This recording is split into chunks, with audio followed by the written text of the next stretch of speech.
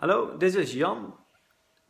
You might have seen videos of me here on YouTube which I spoke in other languages like German, Dutch, Spanish, Portuguese, Cantonese, and Mandarin. Today I would like to do a video in French. Why in French? Parce qu'il y a déjà un an que je suis allé au Maroc pour apprendre le français. Et aussi, dans ce vidéo aussi, je voudrais donner des conseils pour ceux qui aussi veulent apprendre notre langue. Ah, donc, l'année dernière, comment est-ce que j'ai appris le français? L'année dernière, j'étais au Maroc, j'ai passé 2 mois là-bas. Et oui, je pensais que ça serait chouette d'être capable d'avoir des conversations avec les gens là-bas, mais pas seulement au Maroc, j'ai aussi voyagé à des autres pays en Afrique, par exemple la Mauritanie et le Sénégal. Euh, et une autre raison est que je pense que pour devenir vraiment polyglotte, est obligatoire apprendre le français aussi. Um, donc, en fait, quand j'étais à l'école, j'ai appris le français pendant 4 ans à l'école, mais quand je terminais l'école secondaire, je ne pouvais pas parler, pas du tout. Et ça c'était dommage, je pense. C'était pourquoi je pense que le grand problème, que le, grand, le plus grand problème qu'on a quand on apprend langue à l'école est qu'on n'a pas des opportunités à parler. Moi, par exemple, quand j'étais à l'école, je n'ai jamais parlé. Je n'ai jamais eu des opportunités pour pratiquer. Et oui, je pense que ça, c'est une raison pour laquelle je ne pouvais pas parler quand j'ai terminé l'école secondaire. Euh, comme tu sais peut-être, j'ai aussi vécu dans des autres pays, en Chine, au Brésil, et là-bas, j'ai appris comment apprendre une langue étrangère.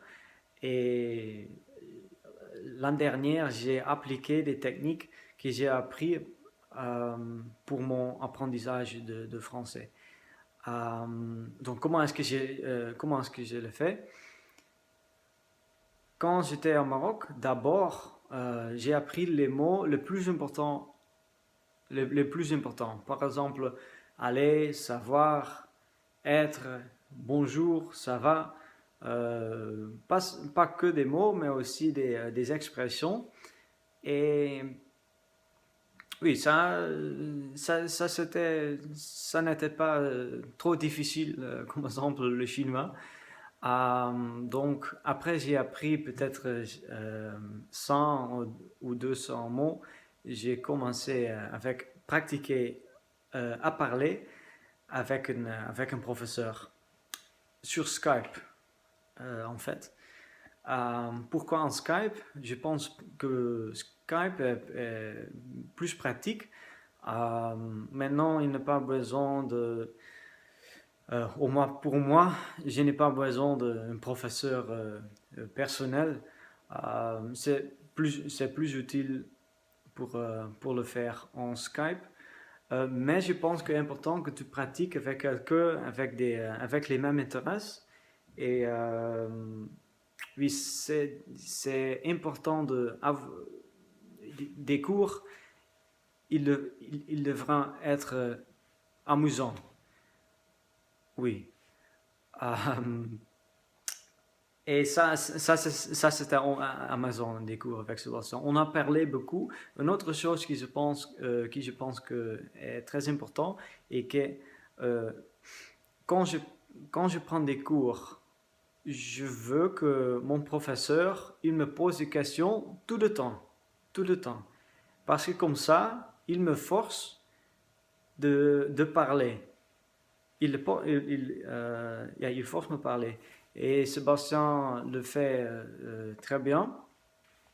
Euh, oui, et après un mois, j'étais capable d'avoir des conversations avec quelqu'un qui parle la langue comme langue maternelle. J'ai aussi fait une vidéo de ça avec mon ami Félix. Allô Félix. Ouais, tu peux trouver cette vidéo aussi sur mon canal. Quand je suis revenu chez moi en Hollande, je n'ai pas trop fait des cours, mais je ne sais pas. D'abord, le français c'était une langue que je n'aime pas beaucoup, mais maintenant j'aime écouter et parler français quand j'ai des opportunités. Ouais, et comme tu sais, j'aime beaucoup de voyager, de, ex- de vivre dans pays différents. Et pour ça, je pense que la capacité de parler français, c'est très utile et très important. Donc, je suis content avec, avec mon niveau maintenant. Mais, comme toujours, c'est, c'est il y a toujours plus à apprendre. Donc, oui, je vais faire ça et on verra. Merci beaucoup pour regarder cette vidéo et si tu as des conseils, non, si tu as des questions, oui, tu es bienvenu et tu peux tu peux laisser un message ici en bas. Tu peux aussi visiter mon site web personnel.